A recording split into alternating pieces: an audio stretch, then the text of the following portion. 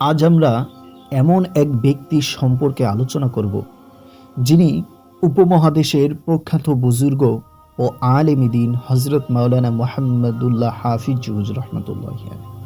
তিনি 1895 সালে লক্ষ্মীপুর জেলার রায়পুর থানাধীন লুধুয়া গ্রামে জন্মগ্রহণ করেন। শেষ জীবনে রাজনীতির মাঠে এসে তিনি আলোড়ন সৃষ্টি করেন। হাফিজি হুজুরকে তওবার রাজনীতির প্রত্যাবর্তক বলা হয়। তিনি সব মত ও পথের রাজনৈতিক নেতাদের লক্ষ্য করে বলেছিলেন, আসুন মন থেকে সব ধরনের কলুষতা মুছে তাওবা করে দেশ মাতৃকার উন্নয়নে রাজনীতিতে আত্মনিয়োগ করি।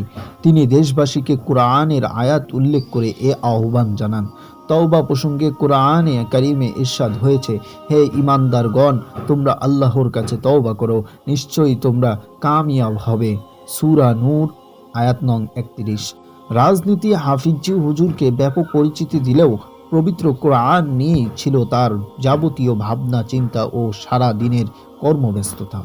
তিনি ভাবতেন কিভাবে দেশের প্রতিটি গ্রামে কোরআনের আলো পৌঁছে দেয়া যায়, কিভাবে শিশু কিশোররা সহজে কোরআনের জ্ঞান লাভ করতে পারে। এজন্য তিনি বারবার বলতেন ৬৮,০০০ গ্রামে ৬৮,০০০ মুক্ত প্রতিষ্ঠার কথা। হাফিজি হুজুর রহমতুল্লাহি আলাই শৈশবে নিজ গ্রামের অদূরে ফতেহপুর প্রাইমারি স্কুল থেকে উচ্চ প্রাইমারি পাশ করে চন্দ্রগঞ্জ মাদ্রাসায় 1 বছর পড়াশোনা করেন। কুমিল্লার লাকসামে নওয়াব ফয়জুন নিসা চৌধুরানীর মাদ্রাসায় আরও 1 বছর পড়েন। তখন তিনি এক পীর সাহেবের বাড়ি জায়গির থাকতেন। পীর সাহেব তাকে দৈনিক 1-1.5 ঘন্টা আপাদমস্তক কাপড়ে ঢেকে জিকির করাতেন। ফলে ছোটবেলা থেকেই হাফিজি জিকিরে অভ্যস্ত হয়ে পড়েন। পীর সাহেবের বাড়িতে পড়াশোনায় সমস্যা হলে তিনি নোয়াখালীর খিলবাইচ মাদ্রাসায় ভর্তি হন। এ সময় একদিন আবর্জনার মধ্যে কোরআন পাকের আয়াত বিসমিল্লাহির রহমানির রহিম লেখা এক টুকরা কাগজ থেকে তিনি তা তুলে এনে পরিষ্কার করে সযত্নে রেখে দেন। এই ঘটনার প্রভাবে তার মন গভীরভাবে আল্লাহ ও কোরআনের দিকে ঝুঁকে পড়ে। তিনি কোরআন হেফজ করার জন্য কাউকে না বলে মাত্র 1.5 টাকা সম্বল নিয়ে ভারতের পানিপথের উদ্দেশ্যে বেরিয়ে যান। নানা ঘটনার মধ্য দিয়ে পানিপথে পৌঁছে তিনি 1913 সালে হযরত কারি আব্দুস সালাম রাহিমাহুল্লাহ এর অধীনে হেফজ শুরু করেন। হেফজ শেষ হওয়ার আগেই তিনি ও তার উস্তাদ দুজনই মহামারীতে আক্রান্ত হন। এতে উস্তাদ হযরত কারি আব্দুস সালাম রাহিমাহুল্লাহ ইন্তেকাল করেন, কিন্তু তিনি বেঁচে যান। সুস্থ হওয়ার পর বাকি হিফজ হযরত কারি আখলাক হুসাইন রাহিমাহুল্লাহ এর অধীনে 1915 সালে শেষ করেন।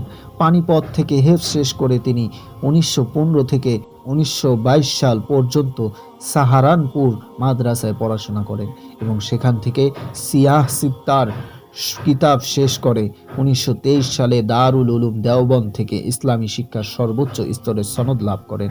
পড়াশোনা শেষে তিনি তার সাথী মেহেদে আজম আল্লামা শামসুল হক ফরিদপুরি রহমতুল্লাহি আলাই ও হযরত মাওলানা আব্দুল ওয়াহাব পীরজি হুজুর রহমতুল্লাহি আলাইয়ের সহায়তায় দেশের বিভিন্ন স্থানে দেওবন্দের নিয়মে নতুন নতুন মাদ্রাসা প্রতিষ্ঠার কাজ শুরু করেন। তাদের প্রচেষ্টায় ব্রাহ্মণবাড়িয়া, বাগেরহাট ও ঢাকায় অনেক মাদ্রাসা প্রতিষ্ঠিত হয়। এসব মাদ্রাসার উল্লেখযোগ্য কয়েকটি হলো বড় কাটারা, ফরিদাবাদ ও লালবাগ মাদ্রাসা। তবে 1965 সালে ঢাকার কামরাঙ্গীরচরে হাফিজি হুজুর রহমতুল্লাহি আলাইহির একক প্রচেষ্টায় নূরিয়া মাদ্রাসা প্রতিষ্ঠিত হয়। বর্তমানে সারা দেশে প্রচলিত মক্তব শিক্ষা ও কোরআন হিফজের বিশাল পরিধি পিছনে রয়েছে হযরত হাফিজি হুজুর রহমতুল্লাহি আলাইহির বিশেষ অবদান। হাফিজি হুজুর বলতেন, আমরা 3 জন, আমি, শামসুল হক ফরিদপুরি ও পীরজি হুজুর যখন ঢাকায় এসে বড় কাটারা মাদ্রাসা শুরু করলাম, তখন ঢাকার মসজিদগুলোতে সহি শুদ্ধভাবে কোরআন তেলাওয়াতে সক্ষম ইমামের সংখ্যা ছিল খুবই সামান্য। এখন আলহামদুলিল্লাহ পানিপথের পদ্ধতিতে কোরআনের উপর ধারাবাহিক মেহনতের ফলে শুধু ঢাকা নয়, সারা দেশে সহি শুদ্ধভাবে কোরআন পাঠের সংখ্যা অনেক। হযরত হাফিজ হুজুর রাহমাতুল্লাহি আলাইহি নিজেকে কোরআন ও সুন্নতে রাসূল সাল্লাল্লাহু আলাইহি ওয়াসাল্লামের বাস্তব নমুনা রূপে গড়ে তোলার সাধনায় জীবনের প্রতিটি মুহূর্ত তিলে তিলে কাজে লাগিয়েছিলেন। হাফিজ হুজুর রাহমাতুল্লাহি আলাইহি ছিলেন 14শ শতাব্দীর মহান সংস্কারক, হাকিমুল উম্মাত মাওলানা শাহ আশরাফ আলী থানভী রহমতুল্লাহি আলাইয়ের বিশেষ খলিফাদের অন্যতম। হাফিজ জিউজুর রহমতুল্লাহি আলাই বাংলাদেশ খেলাফত আন্দোলনের প্রতিষ্ঠাতা।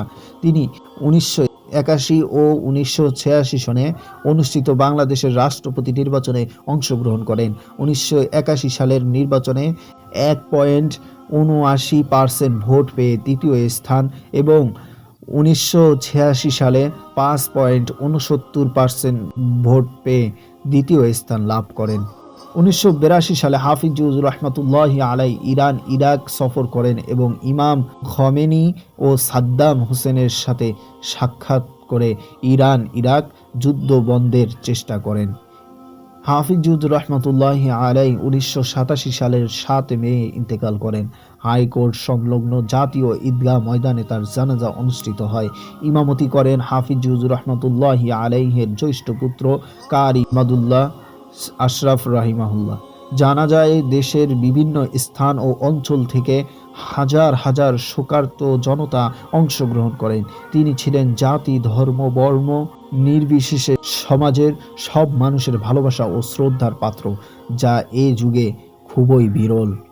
ঢাকার সাবেক মেয়র মরহুম মোহাম্মদ হানিফ উদ্যোগী হয়ে নগর ভুবন সংলগ্ন ফিনিক্স রোডের নাম পরিবর্তন করে নতুন নামকরণ করেন মাওলানা মোহাম্মদুল্লাহ হাফিজ জিউজুর রহমতুল্লাহি আলাই রোড। আল্লাহ তার কবরকে জান্নাতের বাগানে পরিণত করুন, আমিন।